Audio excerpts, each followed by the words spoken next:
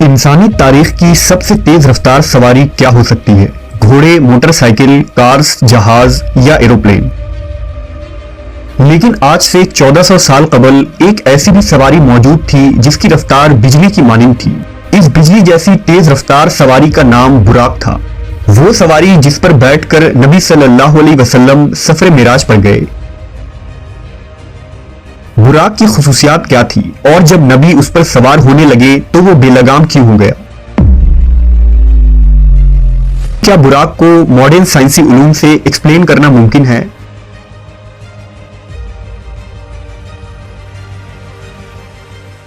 واقعہ معراج تاریخ انسانی کا ایک ایسا حیرت انگیز اور انوکھا واقعہ ہے جس کی تفصیلات پر انسانی عقل حیران رہ جاتی ہے۔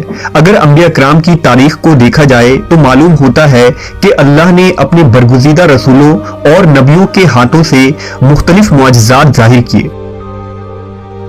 ہر نبی کو اپنے عہد، زمانے اور علاقے کے مطابق معجزات سے نوازا گیا تھا تاکہ ان کے امتوں پر حق واضح ہو جائے۔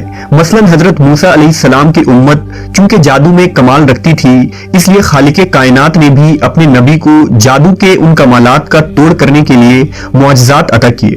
اسی طرح حضرت عیسیٰ علیہ السلام کے دور میں طب کا بڑا چرچا تھا، لہذا حضرت عیسیٰ علیہ السلام کوڑ کے مریضوں، اندھوں، یہاں تک کہ مردوں کو بھی زندہ کر دینے کی قدرت سے فیضیاب تھے۔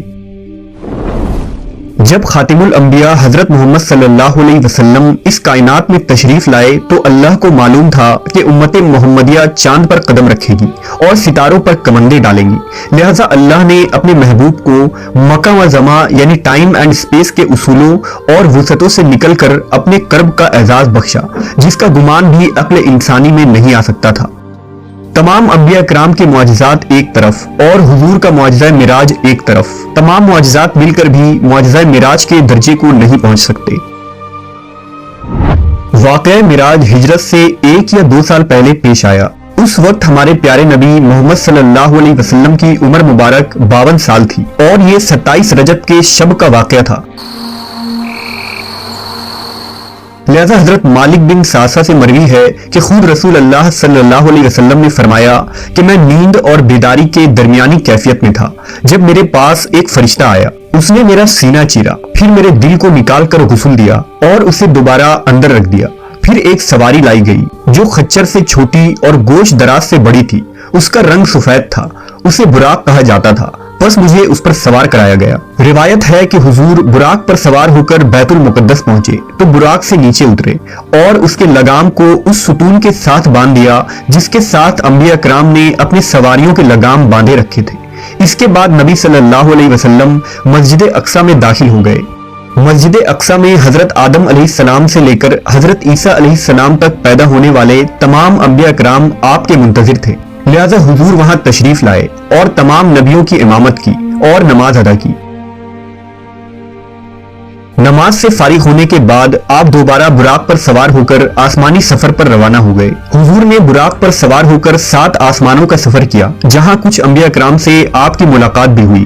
پھر حضرت جبرائیل امین نے آپ کو جنت و جہنم کے کچھ منظر دکھائے اور پھر آپ اس سفر میں کائنات کے آخری حد سے بھی باہر سدرۃ المنتہا تک پہنچے جہاں آپ اللہ سے ہم کلام ہوئے۔ امت محمدیہ کے لیے روزانہ 5 نمازیں فرض کی گئی، شرک کے سوا تمام گناہوں کی معافی کا امکان بتایا گیا اور سورہ بقرہ کی آخری 2 آیات آپ کو تعلیم فرمائی گئی۔ اس سفر کے واپسی پر حضور اپنے مکان پر کچھ اس حالت میں پہنچے کہ روایات کے مطابق ابھی آپ کے گھر کی کنڈی ہل رہی تھی اور آپ کے وضو کا پانی ابھی تک آپ کے جسم مبارک سے ٹپک رہا تھا۔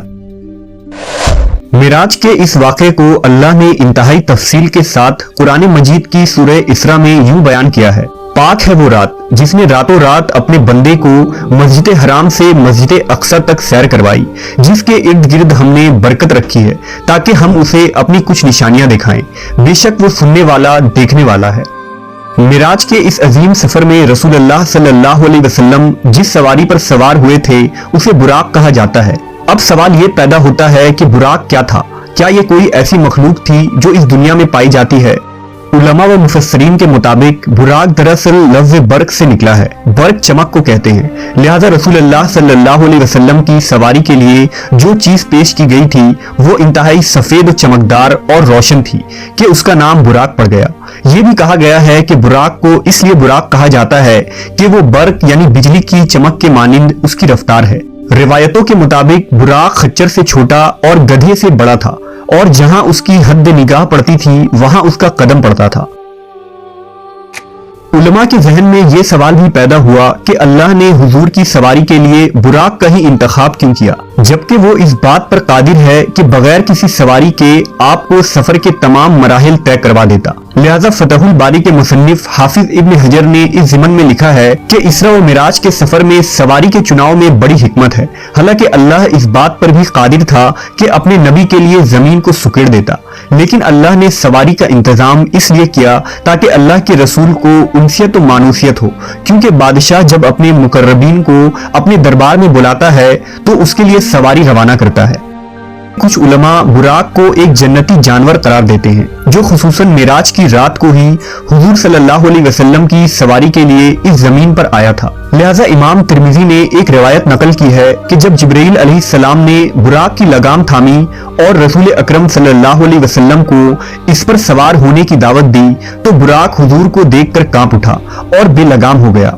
लिहाजा जिब्रील अमीन ने उससे कहा कि ठहर जा, अल्लाह की कसम रसूल अल्लाह से बेहतर कोई शख्स इससे पहले तुझ पर सवार नहीं हुआ। लिहाजा जब ताजदार कायनात मोहम्मद सल्लल्लाहु अलैहि वसल्लम बुराक पर सवार हुए तो वो फख्र व मुसर्रत